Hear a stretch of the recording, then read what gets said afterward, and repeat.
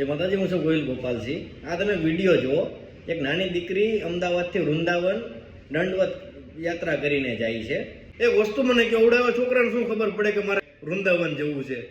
એની યાત્રા કરવાની ઉંમર નથી. નાના છોકરાને શું ખબર પડે કે ઓલા બાબા છે ને એને આપણે દર્શન કરવા જવું છે? બાબાએ કીધું છે કે તમે દર્શન કરવા છોકરાને હાલીને લાવો કે એને દંડવત યાત્રા કરાવીને લાવો. સાચું હશે એ બધું કડવું લાગશે, પણ સાચું બોલીશું ભાઈ. યાત્રા કરીને તમારે દંડવત યાત્રા કરાય, છોકરાને ભણવા દેવાય. એની ભણવાની ઉંમર છે ભાઈ, એને યાત્રા કરવાની ઉંમર નથી. છોકરું એટલું બધું મોટું નથી રહી ગયું.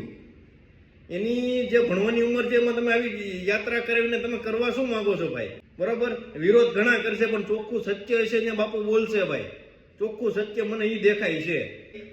વૃંદાવન જવાની કઈ જરૂર જ નથી ભાઈ. બસમાં જાવ તો એ દર્શન થાય જ. તે કાનુડો નથી કહેતો કે તમે દંડવત યાત્રા કરીને આવો. કાનુડો તો હાવ એવું નથી કહેતો કે નાના છોકરાને તમે દંડવત યાત્રા કરાવીને મારા દર્શન કરાવો. ભગવાન છે ભાઈ, ભગવાન કોઈ દી છોકરાનું ખરાબ ઈચ્છે નહીં. ભગવાન અહીંયા બેઠો છે. લાલા મૂવીમાં તમે જોઈ છે, ભગવાને કીધું કે હું તમારા હૈયામાં બેઠો છું ભાઈ.